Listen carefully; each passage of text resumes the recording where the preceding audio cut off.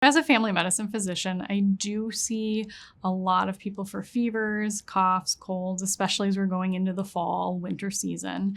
And a lot of times people come when things are pretty severe.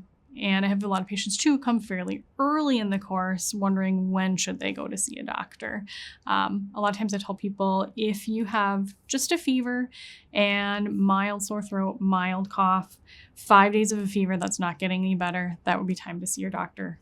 If you're having a cough where you're not able to sleep at night, you're coughing a lot of thick mucus up, that would be another reason to see a doctor.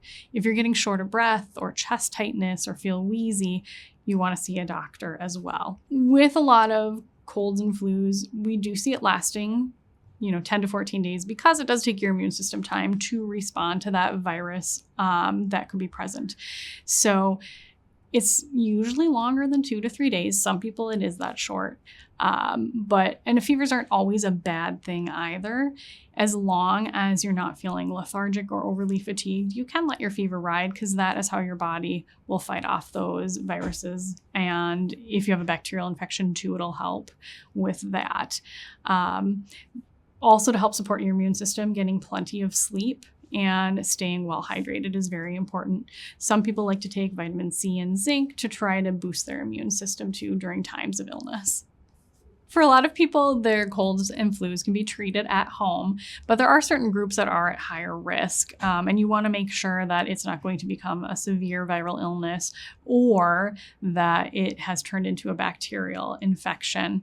So those people are children, particularly under 2 with ear pain. If you have a child under the age of 1 year, you want to be a little more careful with those fevers and colds and flus, particularly babies under 90 days. If they have a fever, you want to bring them in to be evaluated because they're still developing their immune system and they could have a bacterial infection that could get them very sick. So you would want to see your physician, NP or PA for that. Additionally, people over 65, particularly if you have certain conditions that put you at risk of developing a severe cold, flu, or even getting, for example, a pneumonia. People with diabetes, heart disease, heart failure, asthma, or COPD, you would be at higher risk of having a more severe viral illness course or developing a secondary bacterial infection.